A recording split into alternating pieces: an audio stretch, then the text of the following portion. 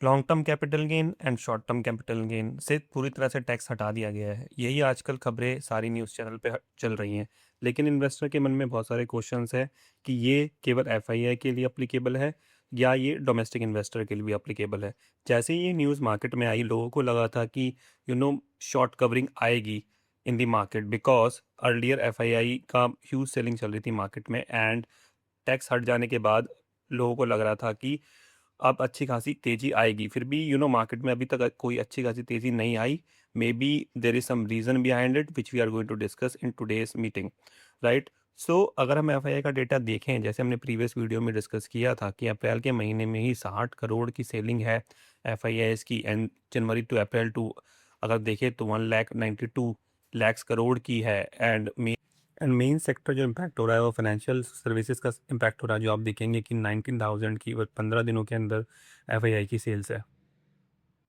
इसको रोकने के लिए हमें लग रहा था कि जो लॉन्ग टर्म और शॉर्ट टर्म कैपिटल गेन, इसके रिगार्डिंग गवर्नमेंट कुछ करने वाली है, और both domestic and foreign investor को ये एक्सपेक्टेशन थी कि ईदर ये टैक्स रिड्यूस कर दिया जाएगा या अबॉलिश कर दिया जाएगा, या उसकी लिमिट जो एग्जम्पशन लिमिट थी वो बढ़ा दी जाएगी। बट रिसेंटली जो न्यूज़ आई है, एंड लोगों ने क्या सोचा कि ये दोनों के लिए अप्लीकेबल है। But in today's video I will tell you that ये ना ही डोमेस्टिक के लिए अप्लीकेबल है और ना ही ये एफआईएस के लिए applicable है। Strange, right? So in today's video, we are going to discuss what change in with the recent changes. सो इस छोटे से स्नैपशॉट से आपको सब कुछ पता चल जाएगा कि पहले क्या कंडीशन थी और अब क्या, after the change what is the condition.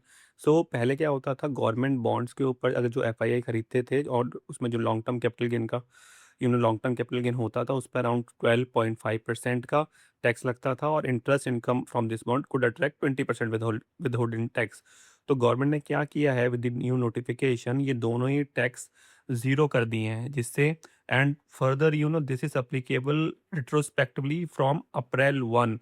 सो इससे क्या होगा कि जो गवर्नमेंट अल्टीमेटली लोन के रिगार्डिंग में ही हम इसको देखेंगे, लोन जो लेती है थ्रू दिस बॉन्ड्स, तो उसमें एफआईआई का जो टैक्स लगता तो हट जाएगा, और गवर्नमेंट एक्सपेक्ट कर रही है कि फॉरेन इन्वेस्टर जो है पैसा नहीं निकालेंगे by selling this bond, right? So this is the changes, and this is only applicable for the foreign investor, not for the domestic one. So again मैं रीकन्फर्म कर दूं कि ये जो चेंजेस हुए हैं टैक्स एग्जाम्पशन के, that is only applicable for government securities and bond, and not applicable for the equity market. जो भी हम टैक्स दे रहे थे short term and long term capital gain पे, हमें वैसा ही टैक्स देना पड़ेगा।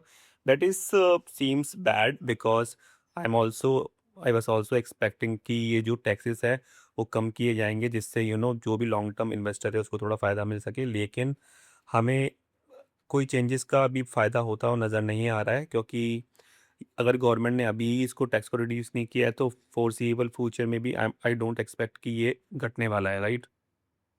अपार्ट फ्रॉम दिस, जो एससीटी लगता था फ्यूचर्स एंड ऑप्शन पे, उसको ही बढ़ा दिया गया है। फ्यूचर्स पे ये 0.02% से 0.05% बढ़ा दिया गया है, और ऑप्शंस पे ये 0.10 से 0.15 बढ़ा दिया गया है। तो दिस इज़ टू डिस्करेज जो भी एक्सेसिव स्पेकुलेटिव ट्रेडिंग होती है मार्केट में, उसको डिस्करेज करने के लिए अगेन गवर्नमेंट ने ये टैक्स को थोड़ा सा इंक्रीज़ किया है, जिससे यू नो जो इन्वेस्टर है, रिटेल इन्वेस्टर है, वो थोड़ा सा ट्रेडिंग पे कम आ जाए और इन्वेस्टमेंट पे थोड़ा सा ज़्यादा फोकस करें। If you like this video, please like, share and subscribe, and comment करके ज़रूर बताएं कि आपकी क्या एक्सपेक्टेशन थी long term and short term capital gain के रिगार्डिंग। क्या ये कम होना चाहिए था, क्या ये कम होना चाहिए, और जो रिसेंट एफआईआई के लिए आया था, क्या आप उससे खुश हैं या आपके कोई और भी कमेंट्स हैं।